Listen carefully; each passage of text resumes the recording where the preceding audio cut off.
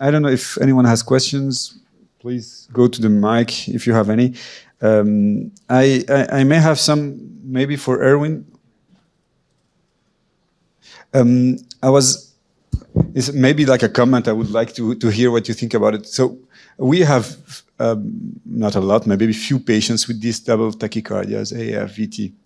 Most of them, if not all of them, that I found, and I talked about one just in the during the lunch, are with ICDs. I never encountered one with just an ECG. It was most of them, all of them has ICDs or devices or CRT. Is it by chance, or is it because there's any relation between this VT and AF, heart failure patients, of course? And do you think that this is only, or we miss some of them because they don't have devices? Yeah, you're right. Probably we miss some of them. I think like we saw in Framingham Heart Study, so more general population without ICD, not so sick population, no cardiomyopathy, there is also an increased mortality. Okay, you can say this might because of the AFib. So you can say this might be due to the hemodynamic alterations, heart failure, or it might be due to thromboembolic events. But I think there is partly also a reasoning that they have an increased risk for ventricular arrhythmias. Yeah. But I think we miss it. Yeah, you need a device to pick it up. You need a loop holder, a pacemaker, or an ICD, and they don't have that at that moment. But I think most of the patient will have a substrate in the heart, or will have a channelopathy. So they will already have an ICD, and then probably that are the main patients that will do VT triggered by AFib. Yeah. Alex, if I can, I would like to ask a question both to Marc and to Tim Balthazar, who gave a fantastic talk before about the reasoning and the use of temporary ganglionate stelectomy blockage in patient with VT storm. And my question is, first for Tim, you said I deliver or place a catheter on the paravertebral region to instillate xylocaine and temporarily block the stellate. My question is, if it works very well, because we experience that also in ischemic patients sometimes, would you transition then to a definitive paravertebral stellectomy? And the second question is for Marc. He demonstrated that he does it on the right side. Of course, we did it mostly on the left side, but did you then do systematically a bilateral, at least for the comfort of the patient in terms of palmar dishydrosis? I don't know. It's a question of strategy. I think it's really popping up as a very interesting solution, not only for long QT, for CPVT, for patients with difficult arrhythmias. Sometimes it's very surprising that we get some kind of good results. I don't know who wants to answer first. I will walk to Tim.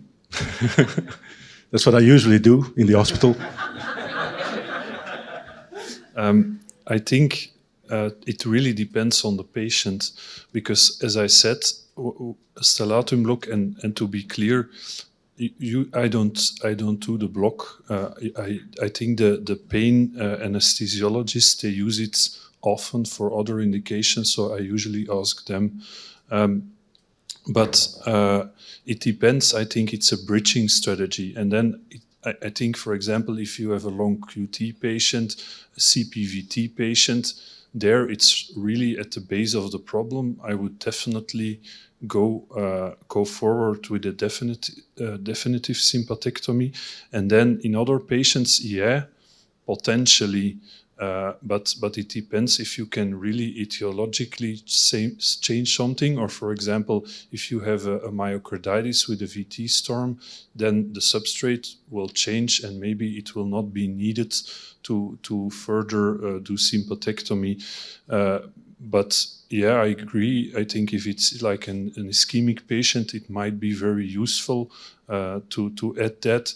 And I think especially if Marc will go forward with an ablation anyway, it would make sense to add that. I think it's a very good question. Why? Because it's an underused potential treatment strategy, and it is so easy, and the risks are so low. And if you have proven certainly that your block has, let's say, solved the problem, then there is no discussion. And the side effects, let's say the increased, let's say the less sweating on one side, which is okay, but it's more the harlequin that is more annoying for some patients. So they have one red part of the face and one white part of the face. That is sometimes a reason to go bilateral, not for the sweating itself. And of course, you have to avoid the Horner. That was the most important. That's why we do distal C8. But I have to. So we do it in OnQT, CPVT, but also even in some patients with a multifocal PVCs. But you discuss it with the patient beforehand, of course, because there is a little price to pay for a potentially big advantage. Yeah. But till now, we always do the left side. And I have to admit, none of my patients have ever asked to do the right side because of side effects. So probably it hurt too much. They don't want to do the same on the right side. But it's, because it's a life-saving treatment. So that I think that's why it is so interesting. I had actually a comment on that, because I don't know if you have a ischemic VT and you have the patient doing VT, the block will help us but we still have a substrate probably that we need to treat. I mean, it will help us in the treatment of the VT, but there is a substrate, there is an isthmus in the ischemic VT that we probably will need to treat endocardial, epicardial. I don't know if somebody has any other opinion. That is easy to answer, because if there is a, let's say, if there is a treatable, let's say, ischemic problem, we can always. We recently did a patient. In fact, we did a cabbage, and we did an ablation for the VT, and we did let's say a sympathectomy through the same sternotomy on the left side. So it does. I mean, if there is a treatable cause, apart from the sympathectomy, of course, you have to treat the cause. And ablation is certainly let's say the basic principle of any VT. I would say, these kind of VTs. But it's nice when you combine and you have, let's say, the possibility to work a hybrid.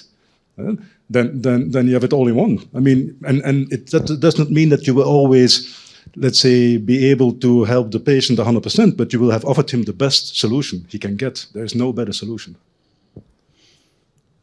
I think we will have the last question of Andrea, and then... Yeah, no, I was just wondering about the sympathicotony. So I would like to hear what Frederick thinks about this, that in the end-stage heart failure patients, with the sympathicotony, does anything happen with the contractility? I have never heard any data about how much of the inotropy we lose, how much contractility we lose with sympathicotony. Do you have any info on that?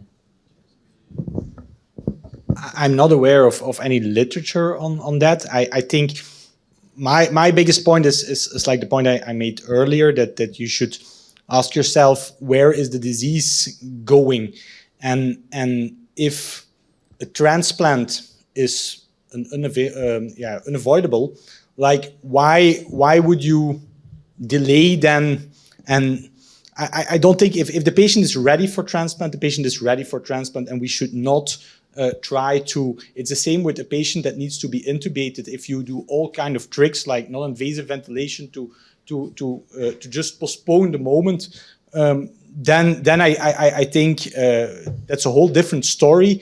When there is really a substrate that you can take away, and that might give you just a cure for the problem. So if you have an ischemic zone which you might not reach exactly well, I think that's a totally different story. There, I think it can be very useful because you're addressing your problem. But I think where the underlying disease is heading, that's probably the most important question I always would ask myself. And I'm not aware whether it has impact on heart failure contractility directly. I would not think that this is, especially not when you do it unilateral. I would just think that there is one literature from the pneumologist there is an increase of a FEV1, if you want to know. The FEV1, the ventilation. So thank you very much. There is a good news because I was wrong before. We have a coffee break now. Please enjoy it. And come back on time. We have a very nice last session and it will be full of surprise.